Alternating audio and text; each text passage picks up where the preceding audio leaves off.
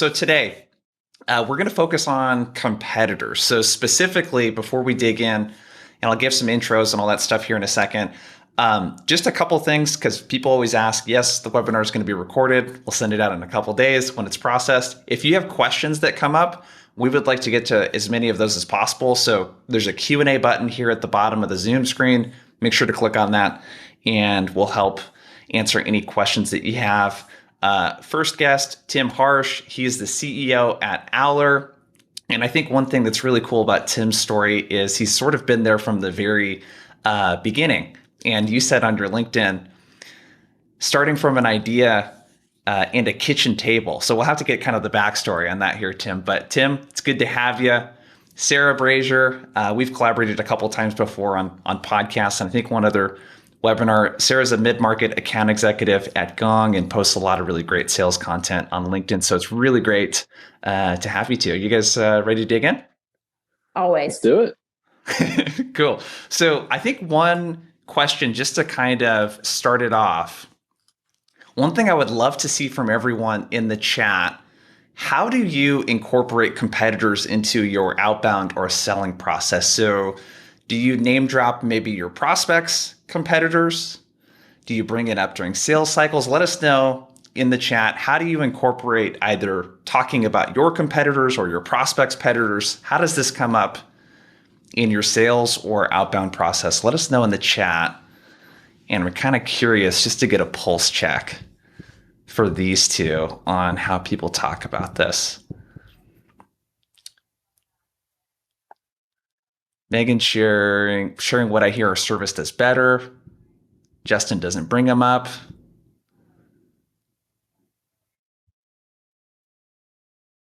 Yeah. Interesting. Let me know for either of you two. Does this look pretty normal from what you would expect? Anything surprise you in here? A lot of people are pretty proactive about talking about it looks like. Yeah, lots of people are asking if, they're evaluating competitors, which I think is good, and being delicate in how you don't bash the competitor. I'm always, as an AE, thinking about, I don't want to come across as petty, but I also need to highlight what we do differently because I need my buyer to truly understand the space really well. So I'm constantly walking and sometimes failing on the tightrope of to bash or not to bash. How does one tactfully say, they're not good at that, don't buy it? Yeah. They're trash. I think there's two kind of angles that we could take in the conversation today that are kind of interesting. I think there is your competitors that you sell against, and then how you talk about the prospects' competitors. There's a kind of a couple different. I'm loving the engagement, by the way, so far. So keep that coming. Tim, I want to kick the first question your way. I think what's really interesting, and we're going to record a podcast together, and we kind of talked about this a little bit yesterday in our conversation, but being that you're the CEO of Owler and you're sitting in the seat of someone that might be on the receiving end of sales calls, I'm really curious from your perspective, when someone's trying to sell something to Owler, what kind of things might turn you off if you're on that sales call and you start digging into maybe one of their competitors, a competing solution, you sort of start digging into that. What are some of the things that might turn you off as a buyer? Yeah, so Sarah hit the nail on the head. I think being over aggressive about any negative factors around competitors, and also what happens sometimes is over promising, like, oh, our competitor doesn't do that, and then in the course of our research on what else is out there, they actually do. I mean, I think honesty and being tactical about how you approach that is really critical, because that can be a really negative experience otherwise. But I think the flip side of that, and a few people highlighted this in the chat too, is really proving that you know about the space and know what's going on. And that's where I think competitors can be very beneficial in those discussions. Yeah. So have you ever had a situation, by the way, that was bad, where someone was basically talking shit about a competing solution and it really turned you off? Does that ever happen? Yeah. I mean, I can think of a few examples of that, usually a little further down in the buying cycle, where we're about to make a decision. We know a lot about the players, about the space, and it's clear that someone's trying to sound very authoritative, and like they know what they're talking about, and then they make big misstatements about the competitors. And so those are some instances where, largely because of that reason, as well as some other pieces, we may have gone in a different direction. Yeah. So Sarah, from your standpoint, and we don't have to necessarily mention them by name unless you really want to, but you guys probably, I would imagine, go head to head on a very specific competitor quite a bit. How soon, like, is this something proactively that you bring up in your sales conversations? Do you wait for them? Like, how does this get worked into your sales conversations? I think at Gong, we assume there will always be a competitor in the space. And it could be, our bigger competitor, which is Chorus, but it could be tools that have, something like Outreach or SalesLoft, which have some kind of conversation intelligence element. And so the company might be considering consolidating all to one thing. Or, people could be, I don't know, looking more toward how Gong can help solve, pipeline and deal execution, whereas it'd be like a people AI or maybe Clary or something. Clary a little bit differently because forecasting. So there's like lots of different things that Gong can solve for, and lots of different products that can also solve those problems. So for me, I'm always trying to say, like, dump all your priorities on the table, and then let's put them in some piles and understand what's the biggest thing we've got to conquer, and if that has the biggest impact to your business. And then that helps me know where I should even focus my time.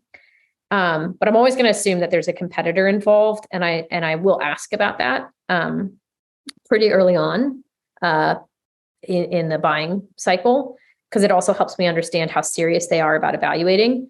If they're not evaluating competitors, then it's probably a very, very fresh conversation, and they will evaluate competitors.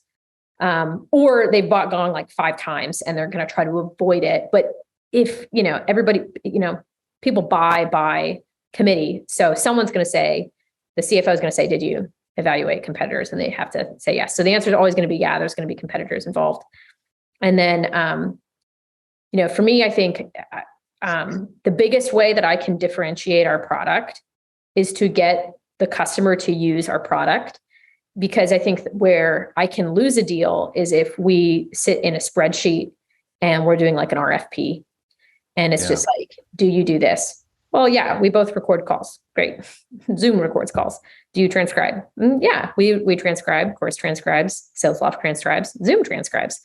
But how accurate is that transcription? What languages does it transcribe in? Does it take into account, different accents? And, I can say, yes, we do 70 languages. We're so good at capturing the South African accent and making it great. But like, what does that actually look like? Well, you won't know unless you try it. And so my move is to always try to get you to do what we call a business assessment, which is just to ingest as much data as possible and show you. And if I can do that, the likelihood that I will win the deal is, upwards of 80, 90%. So that's what I'm always trying to work toward is, how can I get this into your hands? And how can I get it into your hands in a meaningful way? So I have to do good discovery. And if I can do those things and know what I need to differentiate on compared to my competitors, then, I can do it right. Because if that doesn't matter and their biggest thing is onboarding and adoption, then, I need to get my implementation leader involved and someone from CS to come walk you through a process and get you a conversation with a customer who's upgraded, So those are the things I'm thinking about. I'm just walking through all the things I think about. That was a long monologue. I'll shut up. Just mute me.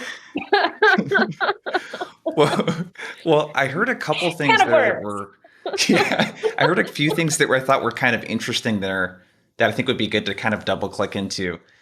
There's kind of this like space down here, I feel like, where features and benefits live. And there's this space up here where there are big business like outcomes and priorities that someone like Tim, like you and your executive team, I'm sure have these big kind of goals that don't involve, does this record calls or not? It's more like bigger and an outcome. And again, I think that you have a unique perspective, Tim, being an executive. Like when you, just for the audience, which I'm assuming is mostly salespeople, when you're sitting at the table with your team and like you guys are thinking about big purchases like this, like the word priority Sarah mentioned, how are you guys kind of thinking about priorities, goals, outcomes, and like the tools that you select that align with that? What do those conversations sound like? What is that conversation like? Yeah, I think that is really critical. And, it all for us comes down to ROI, return on investment, and being able to say, okay, based on maybe it is those features that are further down in the stack, but based on the holistic solution, how much it costs, what return on investment can we get out of this? And that may be efficiencies in the business, that may be time savings, that may be we're closing more deals because we've streamlined some of those processes, whatever that is in that buying scenario is what we're really optimizing for. And so going to the process Sarah was describing, when someone is actually digging in and trying to understand what are our priorities, and also taking that in the context of what may be going on with our competitors or with the competitors of others who are providing those solutions, kind of those two buckets, being able to frame it as we can do this, which is unique among our competitors, and that's what's going to set you apart in your competitive space, can be really interesting. And add on top of an existing ROI that we've already identified. And that's where I think some of the understanding of what's going on in the competitive space can add even more value and again, set someone apart in those sales discussions. Yeah. It's, again, I think interesting to get the perspective. I don't know, outside of doing sales calls, a lot of sales professionals, like we don't get a chance to like really kind of pick the brain of someone that actually makes like purchasing decisions on stuff, so I always think it's kind of interesting to get that perspective. So I think what we have so far is, hey, with competitors, let's assume that our prospects are looking into them, and let's not make it about comparing features, benefits, like does our thing do the same thing? It's up higher, like let's align and figure out how we can align to a bigger priority, business initiative, goal, problem. You mentioned ROI, efficiency, time savings, that sort of stuff. Okay, so if we kind of keep kind of pulling, at the thread here with this, I think the next kind of angle that I want to go is you talked about business assessment, Sarah, and one of the things that I'm curious about is like, do you think about ways to remove friction during the buying process? So in other words, if someone's looking at you guys and looking at Chorus, are you thinking about like, what's the best way for them, as you said, to get their hands on this so they can just start using it so that buying our thing is just easier to do at that point than to buy a competing solution? Let me know, is that something that you kind of think about, like friction? How do you think about friction or removing friction from the buying process when there's a competitive landscape like that? Yeah. So one of the things that I'll do is if there's insistent that they want to try both, which usually people do, I say, yeah, go for it. And, do Chorus and do Gong.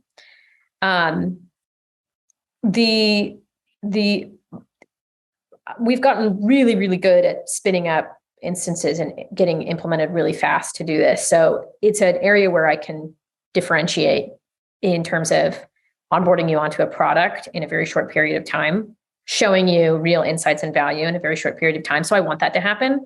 I think about also, maybe it's not removing friction, but it could be friction. I guess I'm trying to remove as many questions as possible. So I try to get ahead of things, security reviews, legal, by proactively bringing those up in the sales cycle. And I try to diversify because people don't want to really talk to a salesperson. So I think of myself as a project manager. And I want to give my customer, I want to multi-thread, not just with them, get as many eight stakeholders involved. Huzzah! I'm going to talk to 8 people. But if I'm the only person talking to those 8 people, that's not enough. So I want to pull in like-minded individuals that are mirrored in our organization. So if it's a VP of revenue, I want you to talk to Brian Bayless, our VP of revenue operations. If you're the VP of global sales, you don't have a CRO, I want you to talk to Ryan Longfield. Like I want to introduce you to someone, and I want to say, not just, hey, this person's also going to tell you how great Gong is. I want to say, hey, I noticed that you guys are making a transition from product-led growth, selling to individual users, to doing a B2B sales motion. my CRO, Ryan Longfield, actually did the exact same thing when he was at LinkedIn. And he had a lot of experience doing that. He's, we are currently becoming a platform tool. So we're not just Gong, but we're, rolling out forecasts, we're rolling out assists, we're doing these other things. And I know you guys have similar motions at hand. I think a conversation, we would welcome a conversation about that. Do you guys want to chat? And, and I'll ghostwrite it for my CRO, and I'll say, hey, Ryan, I wrote you this note. Can you send it to so-and-so? And he'll be like, yeah. And then I can have like multi-level, and I think how you sell as a company is a massive distinguisher in competitively, because if X competitor is not doing those things, if they are only having their AE talk to people and staying at a very kind of mechanical, just trying to get the deal closed, it's not the same experience. And I think that's like a really important thing, because we want to create raving fans at Gong, and you can't do that by yourself. You have to do it together. So I don't know if that's really truly answering your question of removing friction, but I guess I'm trying to be proactive, and I'm trying to be, bringing all these people in. So we've got the wheels turning on multiple levels.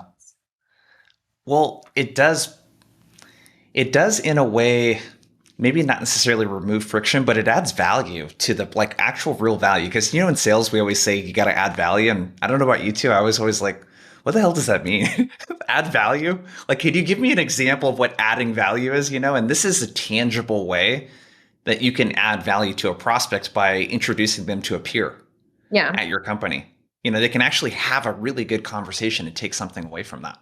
Yeah. And I guess, on the topic of friction, I think, isn't that what Challenger Sale tells us that we need to have, right? You want to create friction, because that way, if you don't have that, if you operate with the customers always right, well, actually they might not be 100% right. That's why they have to buy something to fix the problem. And your job is to change, help them flip the painting upside down and say, have you ever looked at it this way? Maybe there's another path, maybe there's another way. And I want to help you. I don't want to make you feel like an idiot. I'm not going to do that. But sometimes there's plenty of moments when I have been running a business assessment with someone and they wanted to evaluate a specific way because they thought it was the best way to do it, but they've never bought Gong before. And I've sold Gong hundreds of times. And I can tell you, and I know that they want Gong. We're running a business assessment because this person decided they want Gong, and they have to go bring the results to someone who's got the power to sign a check. So I need to say, hey, the way that you're thinking of structuring this, it's not going to work. I would say it nice. I would say, have you thought about, can we maybe work together on this? And that will create some friction. But the end result is we both want you to have this. I want to get Gong into your hands. I want to help you solve this problem. And let me help you do this in a way that's going to be the most effective, because I know what's worked, because I've done it a bunch and I've failed at it a bunch and I've succeeded at it a few times. And I can tell you, I've done it the way that you want to do it, and it's not going to work. So let's not do it that way. Well, and I just want to say, as a buyer on the other side of that approach is amazing, because, and this also goes to what George was saying in the comments too, of, if you just toss a trial at someone, or you just have a single thread into the organization, it's much easier to cut that tie. Whereas if you say, hey, I really liked Sarah, I really liked working with a coworker, I know that when we sign that contract, there's going to be a lot more value that comes out of it in the future based on that experience. And I'm going to be more likely to buy. How much, Tim, when you think about the products and services that you guys have purchased for Aller, how much of it had to do more so with how good you were sold to versus how much better the product was than the competing solution? I'm just curious if you've ever thought of that.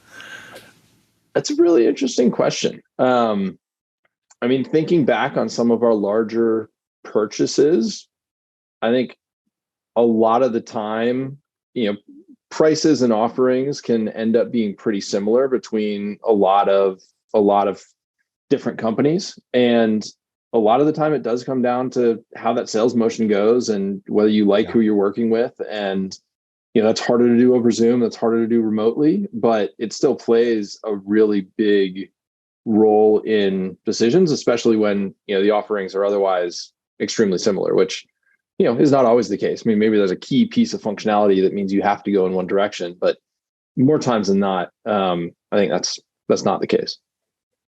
And I'll go ahead, Sarah. Go ahead. Well, I was gonna say, but that's like, I'm assuming most people put a, I don't know, a horse in the chat if you're selling software. But like, if you're selling software, like so much of the experience is really like how you were onboarded, what your relationship with your customer success manager is. And like, that's why that's so important, because it's about, will the product innovate? Will the product continue to integrate? Will the product continue to grow? And can I see that by the way that these people are thinking about how they treat their customers? So how you sell is so important. I'm thinking of a VP of sales that I know, and he was evaluating SalesLoft and Outreach, and I won't tell you which one did what, but he basically said the reason why he bought one of the softwares, which he thought was not as good as the other, was that the CSM gave him their cell phone number, and he could text the CSM if he had a problem. And it was that access to help, to the handholding, to the assistance, that was the differentiator for him, because he's used both of those softwares in the past. He knows that they can be a pain in the butt to integrate when you first get them up and running. And he wanted that extra lift because it was all about time to implementation and adoption, so that he could get the biggest bang for his buck. So yeah, that's my addition to what you had to say, Tim. Love it. It's so interesting too, because these are the more emotional parts of a decision that a buying committee makes, like what feels good. And what feels good to a buyer is when I feel like you understand my situation and what I'm trying to accomplish really well, and you seem really accessible. And the other thing that you mentioned, Sarah, I thought was interesting is by getting to meet multiple people at your company, you get a pretty good vibe for what the culture is going to be like and what the people are going to be like too. So I think with competitors, or just to kind of wrap up this part, the point here is it's not all about who's got the better features and the better pricing. That can oftentimes be just a small part of the decision-making process. If two people look at, we can use Chorus and Gong as examples.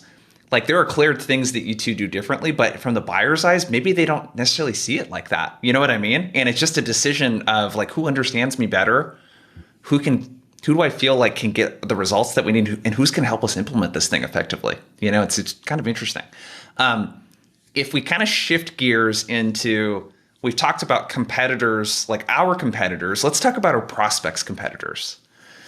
I think this is an interesting conversation. Tim, from your perspective, just either being on the receiving end of this or just having seen a lot of this, where do you see sales professionals make mistakes when it comes to name dropping a prospect's competitors, or saying that we work with these people, your competitors? Where do you see people tend to run into mistakes there? Yeah, I want to hear Sarah's take on this too, but I'll start it off with a couple ones. I get cold emails that list totally out of left field non-competitors as competitors, like, oh, we know you compete with so and so, and that email gets immediately deleted. Clearly someone hasn't done their research, and it's probably just a scripted email that they plugged in incorrectly, if there was any research. And so in those cases, out of the gate, that just goes away, and there won't be any attention paid to those. Especially if you consider what Owler is selling, right? Like, if I was prospecting you, I would know I needed to be sharp on that. I would know that there wasn't any wiggle room because you sell like competitive data. So I would be an idiot. It happens more than you would think. I know. I think I want to imagine that most SDRs and AEs are really being thoughtful, but the amount of people who send me HR emails and act like I'm a recruiter, or act that I know, like I'm doing security. I'm like, did you even bother to look at the fact that I'm an individual contributor in sales? Mid-market AE is like right there. It's right there, buddy. You shouldn't talk to me. You should go to anybody else and just search marketing on LinkedIn and you'll know. Yeah. Yeah. What's your take on this, Sarah? Just competitors, where do you see people kind of go wrong? Where can this backfire? Well, I'll just tell you a story about how it backfired for me, and then you'll know. So this was a couple of years ago. I had just been promoted into being an AE, and I was selling to a company that was competitive with a couple of our customers, and I like they were 100% were confirmed they were competing with some of our customers, and I thought that I had next steps, and I thought that we were going to run a business assessment, and that all of that was going to take place in October, and it was like the end of September. And we had time on the calendar, and I got an email from my prospect, and he said, "Hey, can I meet with you?" And I said, "Sure." So I hopped on this call, and he was like, "Hey, we're gonna go with Chorus," and I was like, "Oh." Wait, I'm confused. We had all these plans for like a week from now. I don't understand. Well, that's what I should have said. I should have said, "Can you help me understand? Like, what was the deciding factor? You know, we're not following the process that we agreed to." Like, that's what I probably should have done. Just kind of interrogated him on why he changed his mind. And then what I found out later was that, of course, had come in with a really, really juicy price that I probably could have negotiated with him on price if he had let me, but he didn't. But instead I said, "Well, you know, your competitor X upgraded from Chorus to Gong last year. I'm just confused." And I just kind of like threw in his face, like, "Your decision's stupid. Your competitors even think you shouldn't use Chorus." And he was just like, "Yeah, no." And that was the end of the call. You know, he was nice. He was way nicer than he should have been. He reported to the CRO, and the CRO and I had been chatting back and forth on LinkedIn. So I messaged the CRO because he'd given me this introduction to the guy who's running the evaluation, which even that should have been like, I should have been involving the CRO. There's all these hindsight 2020 things. So I went to him and I was like, "Hey, did you sign the contract with Chorus yet?" And he was like, "Yeah, I did." And I was like, "Oh, dang, you know, like what was the decision?" And it was basically price. And I said, "Well, like you guys didn't give me an opportunity to counter." And he was like, "Yeah, well, you know," I don't remember what his name was. "Carl didn't really like that you threw the fact that so-and-so switched from Chorus to Gong. And that really rubbed him the wrong way. So that's something." And then he was like, "You should write a LinkedIn post about that." And I was like, "Oh, burn." Oh, dang. I didn't write that post. I was like, "I totally will." And then I never did. And then the happy story is that a year later, a different account executive was assigned that account, and he went back and said, "How's it working out?" And they said, "Maybe not as good as we thought it would." And they bought Gong. So, but that I think is a way to like not bring up and bash your competitors in or someone else's, someone's decision. And, it's like a double competitor play. So Yeah. that's what I got for you. No, I love that. One of the questions I have, because this is a fear that I hear a lot, is, hey, if I start talking about how we're helping a prospect's competitors, what are my clients going to think of that? So how do we think of, and I'll kick this question your way first, Tim, how do we think about, talking to a prospect about their competitors that we're helping in a way that also doesn't alienate our client? You know what I mean? So because I can think of in a cold email, if I send something and say, "Hey, we're working with," if I reach out to you, Sarah, "Hey, we're working with, Chorus and Wingman, to help them with XYZ," that could alienate their clients, Tim, what are your thoughts on that? I think you do have to walk that line pretty carefully, and exactly to the point that Sarah made as well, of it can rub people the wrong way when you're dropping those, and it can also certainly alienate your clients. So I think when I've seen that done tactfully, you don't necessarily have to use the name. It's not necessarily about dropping the name of the competitor, but you can kind of allude to who it is in other ways, which I think helps distance you a little bit from that risk. But I think really, in my mind, from the other side of the table, it also helps to show that you are credible and the industry, and we can talk a little bit more about ways to do that specifically. But by showing that others are using you in the space. Doesn't necessarily have to be a competitor. It could be someone somewhat tangential. You're building that credibility and showing, hey, our solution can not only support this space, but we as a team can, and we want to help you get there too. And I think that's really the message in my mind that is most helpful in those instances. Yeah. So even that mindset behind it too is a way to kind of demonstrate credibility and that we're comfortable working in the space versus like, well, awesome. Like we're really badass because we're working with all these other people, kind of thing. Sarah, how does that, like when you're prospecting, you had mentioned a couple things in our just sort of prep chat, but whether that's cold emails, cold calls, whatever it might be, how do you incorporate a prospect's competitors into how you outbound? I do a cross search. I look to see who their competitors are, and then I check in Salesforce if they're customers of ours. Mm-hmm. And then I will back channel if I can through people on their sales team. So I'll give you an example. I looked at this guy was just downloading tons of Gong content, and he was an account executive. So I messaged him on LinkedIn and I said, you download a lot of our content. Your account is in my book of accounts. I imagine, hazarding a guess, you might be interested in Gong. Like what's going on in your business? Like what would I need to do in order to have a conversation with, some of your sales leadership, and what would be interesting to them? And he was a good and kind gentleman. And he was like, here's all of our problems. He's like, these are all the things that we talk about on our all hands. Here's our competitors that are eating our lunch. And, these are the challenges that we're having and our focus. So I took all that information and I wrote an email that didn't give away the fact that he'd been my source, but sounded like I knew a lot of things, because now I did. And I basically said, like, I imagine that competing with, these two competitors is challenging, and winning competitive deals is top of mind. Here's how we can help you do that through better visibility into your sales conversations. And I sent it to the president of the company, who forwarded it to her VP of sales operations, who emailed me and said, I would like to take a demo. And I think like that's a way to do it, is you don't just need to know that person's competitors, because like, if I don't know, like Canva and Adobe are competitive, but are they really that, like, where are they competitive?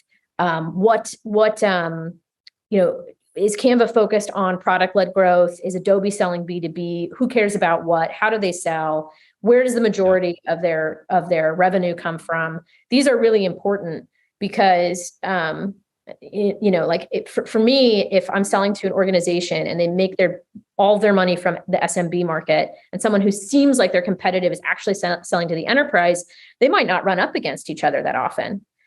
So I shouldn't bring that up, because the sales cycle is different and the challenges are different and the messaging's different and the product's probably different, but it just solves the same thing, which is like, I want to have a cool Photoshop tool to make awesome decks. Yeah. And so I think you need to like do research beyond just knowing someone's competitor. And once you know that, then you can use it in your prospecting emails, or you can do something really simple, like just bring it up in your conversations. How's that showing up in your deals? Like, is that a big deal for you? Yes or no? Great. Okay. Here's how we might be able to help. Or no, it's not. Okay, never mind. Just let's forget about it. Move on to the next thing.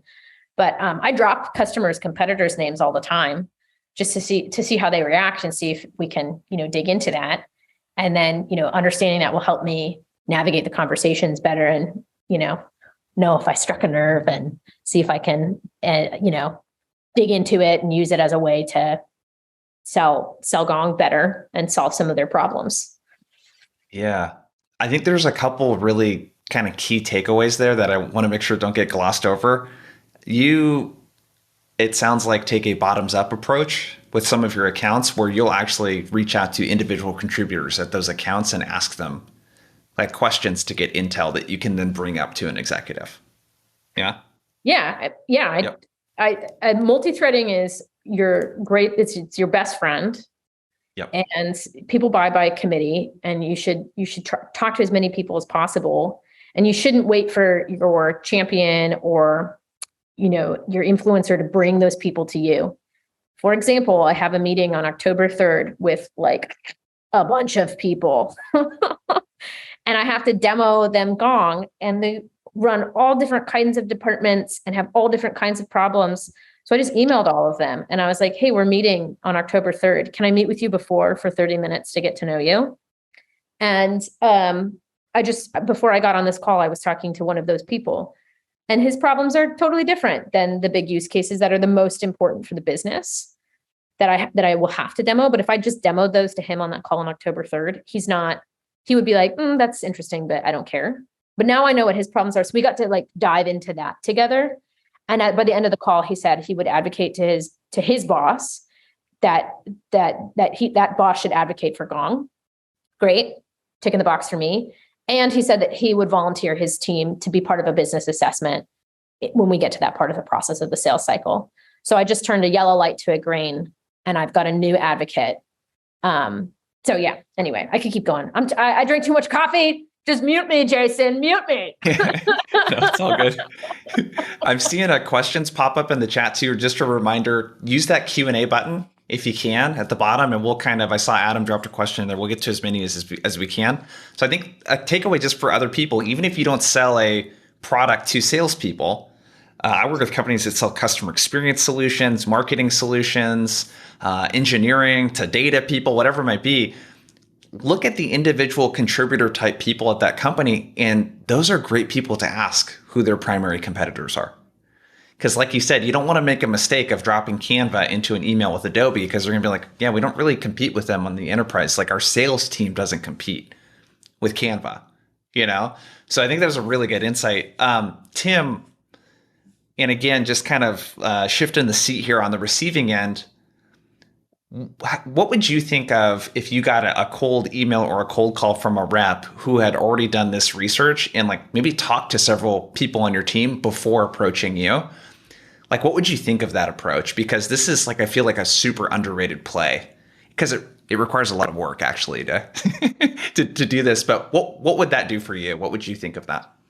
Yeah, Sarah's making that sound easy. That certainly is a lot of work, but I think that would be incredible to have someone email in and truly understand what our priorities are, what our challenges are.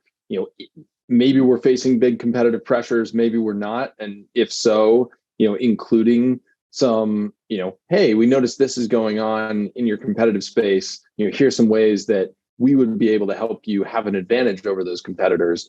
That level of research and insight, while it is really time consuming, that's going to significantly increase the chance that we actually engage. And, that'll be a much more productive, sales conversation out of the gate.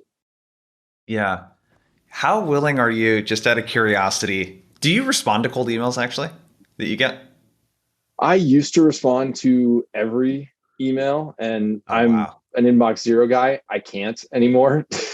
Especially I made it almost until COVID. And honestly, like the volume of email now is just absurd. And I don't know, I think it's a combination of all the cadence tools that are out there now, and all the automation that's out there now, as well as, just there are more and more ways to get people's emails. But no, I don't always respond. But if something shows that level of research, I'll at least, even if it's not interesting, say, hey, great work on the research.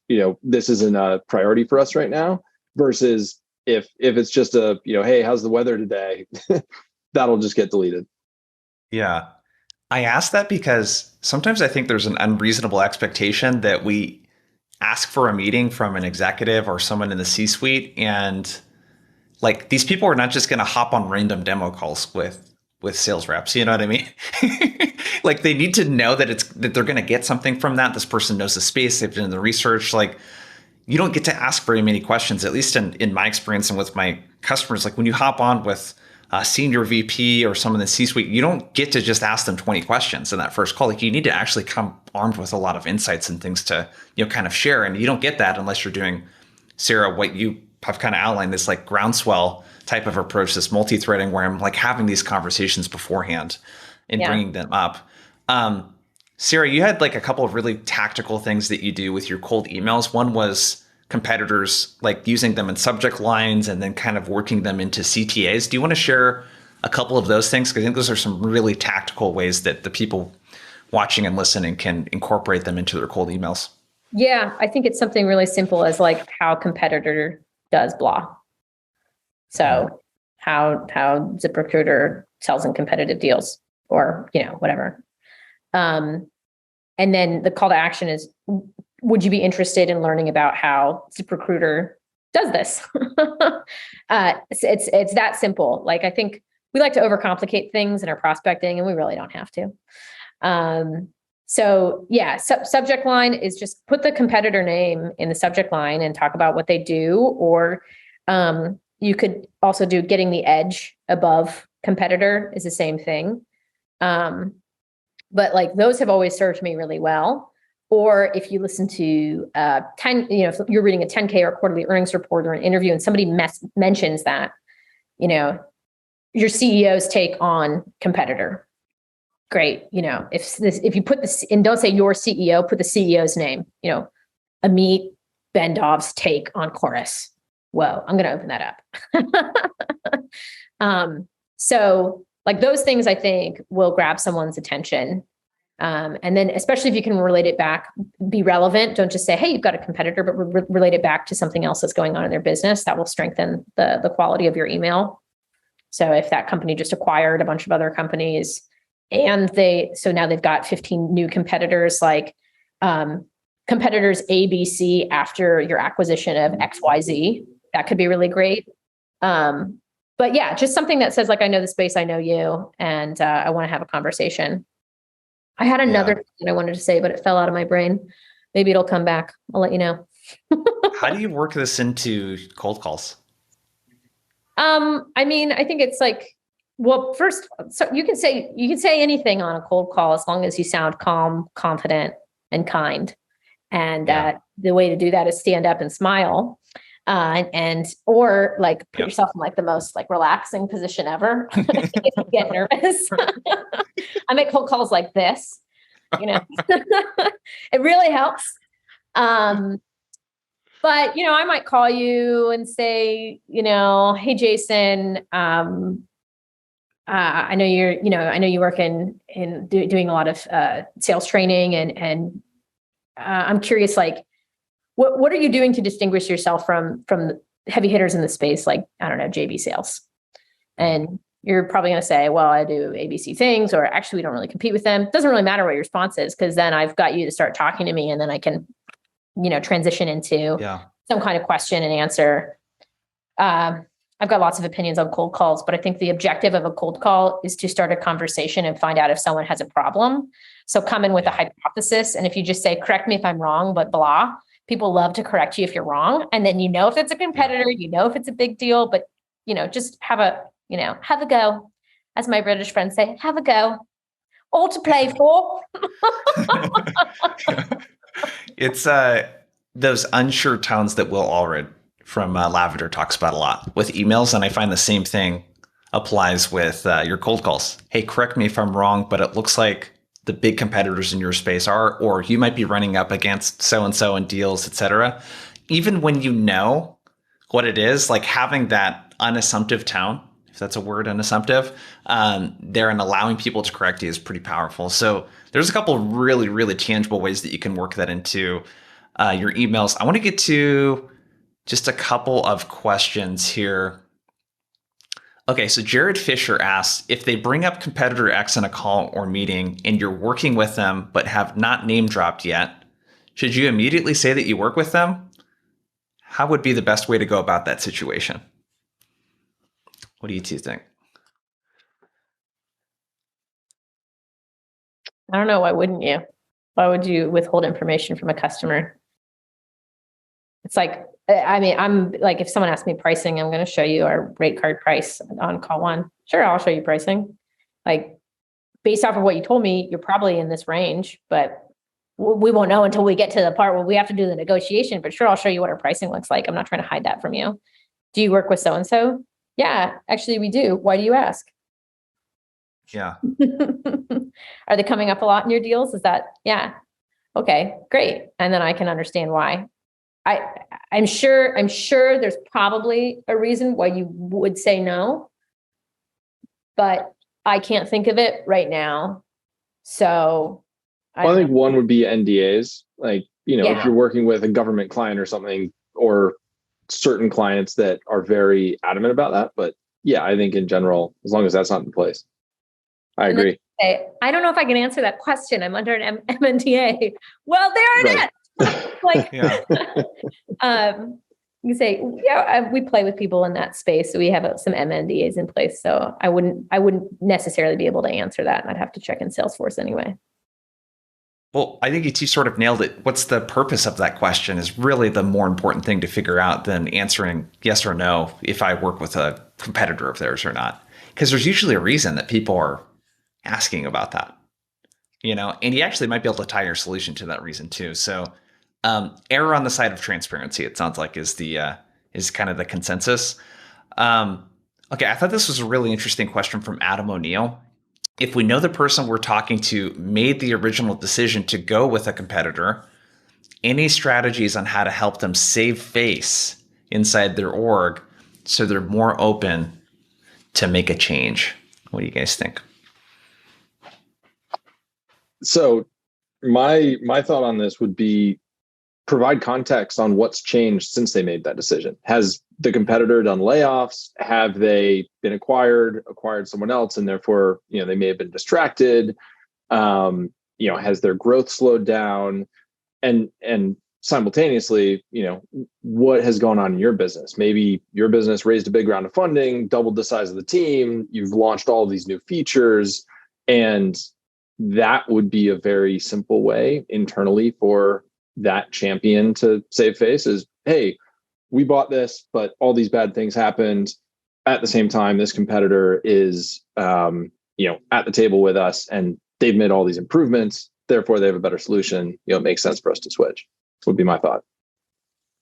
Yeah, a lot of times when people are, especially because I sold commercial deals before I moved into mid market, so people were using competitors of ours because they had they weren't ready. They didn't need an enterprise solution yet. They didn't necessarily need Gong. Like, they probably could have used it, probably could have given them an edge.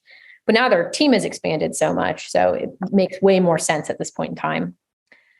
One of the things I do is just try to understand, like, why did you buy that solution in the first place? What was your deciding criteria? Did that work out? Like, what are the challenges that you're having? Okay, great. Well, and then I try to be empathetic.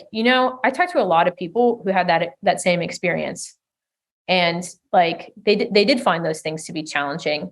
I'd love to share with you how we're solving for that, and you can tell me if you think that is a better fit for you. And then the ball's in their court; they still get to make the decision. I just think be nice about it. Like, people make mistakes. Everybody makes terrible mistakes. Is the Sondheim Into the Woods song. And, that's fine. We're people. So, yeah. Yeah. I love those answers. It's like helping them tell the narrative. Yeah. Help your prospect tell the narrative. This has actually happened to me a couple times in the last year where someone hired another trainer to come in and help with something, and their team didn't like that person. And then I end up coming in, and this person is basically having to lobby for budget again, right, with their leadership team. So helping kind of tell that narrative, and to your point, Tim, like, what's changed, since then? Because I don't know if people understand, like, with your buyer, it's a really big risk for them to bring on an expensive technology or a vendor and for it not to work. A lot of people get fired because of that. So it's pretty risky. So helping just kind of tell the narrative, I think, is something that's really important. Okay, I want to ask you guys about, like, understanding the competitive landscape. Like, when I hear both of you talk, it's like that's a really big thing. Like, talking about the market and what's going on and being that kind of trusted advisor, that consultant, that sort of thing. I want to kick this question your way first, Tim. How do you recommend that a rep sort of educate, and how might they use something like Owler as well, to kind of educate themselves on what's going on in their prospects market so that they can talk about their competitors or what might be going on, and bringing kind of industry relevant things to the conversation so that they can really demonstrate more business acumen and be a trusted advisor. Yeah. So shameless plug for Owler for this. We make it very easy to do exactly this and to know what's going on.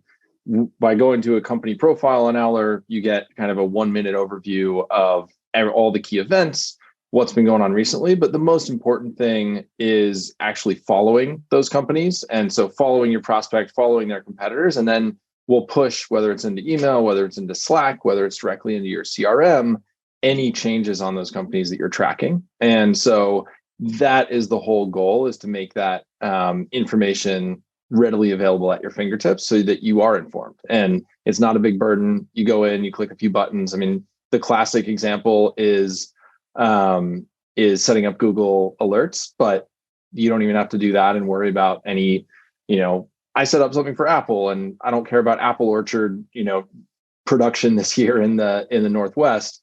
It's truly about the business, and you're able to follow that really easily that way. Yeah.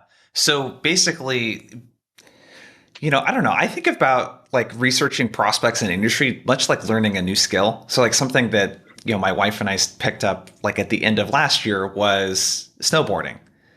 And it's like snowboarding is like, or skiing is kind of a hard thing. You guys are funny in the chat. A skill like that can be really hard to pick up, and when you think about how do I learn something like that? Well, going and doing it is one thing, but I consumed a lot of YouTube videos and just a lot of content online just to you do that for a week, a couple months, and you just feel engrossed in the information and you can talk about it. And I think that having something like Owler to kind of push all of this information to you, so that once a day you're looking through this feed and just getting an idea of what's actually going on, in the market. And I'm really curious for you, Sarah, because you sell into some industry verticals that it sounds like were kind of newer for you moving into this recent role, like staffing, I think you had mentioned. How do you think about educating yourself on new industries, industry news, just what's going on, just so you can have some of these smart conversations? I mean, I definitely am a Googler. Yeah. So when I was first trying to break into staffing, it was a couple months ago. I'd been promoted into mid-market. So, I'll let you know if I close a deal and if any of this stuff works in this sector of the business. But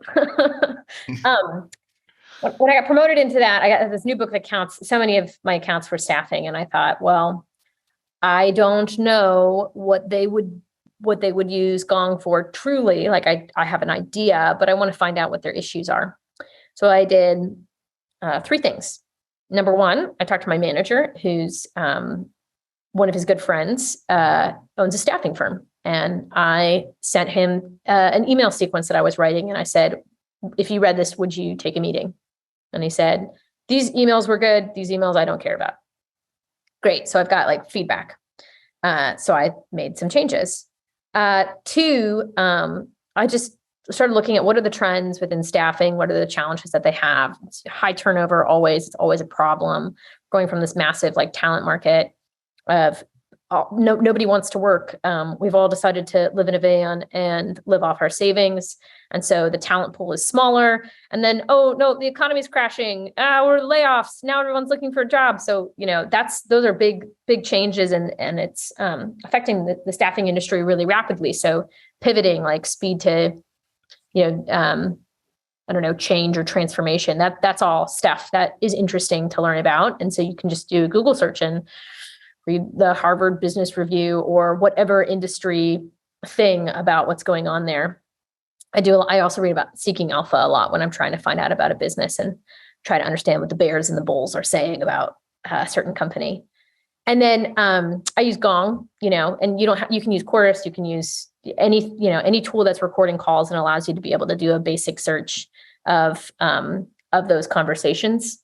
And one of the things that Gong can do is I can sort calls based off of Salesforce fields. So I can look at an industry and listen to those calls, or I can do that industry and look for certain language so I can just listen for specific pain points or just listen to the discovery calls and start to understand of the customers that we have, which are staffing firms, which we do have, why did they buy? And one of your greatest resources as a business is what your customers say, because people buy for reasons you would never think of. And like that's the juicy bits. So if you can take that, repurpose their language into your outbound emails, boom, you suddenly speak the same language. They believe that you know what you're talking about because maybe you do, and you can start having a longer conversation. Yeah, I think just engrossing yourself like in the information again, just really, really key. The other thing too I picked up from that is like having a really good understanding of kind of the macroeconomic, kind of stuff that's going on too. And that's a lot of the work that I do with sales leaders right now that they're running into, that they'll use a Gong or a Chorus for, is understanding what their prospects are seeing and what kind of those big trends and how they're affecting their clients, And it probably, I would imagine, give you a lot of keywords that you could plug into something like Owler as well, to be searching for. We are out of time, you two. This has been great. Love the engagement in the chat. I appreciate everyone, kind of hopping on. Tim, where can people go to check out more information about you and Owler? Best place is Owler.com. Nice and simple. Here we go. I'll drop that into the chat. Make sure to check it out. And Sarah, what about you? Where's the best place for people to go and learn more about you and connect with you? Yeah, if you want to talk to me, you can ping me on LinkedIn. If you want to buy Gong, you can email me. It's my first last name at gong.io, and I will happily sell you some software. Cool. Awesome. And thank you, Owler, for sponsoring the webinar. That's all I got for you guys. Thank you, everyone. Thanks, guys. We'll see you. Have a good rest of your day. Thank you. Bye.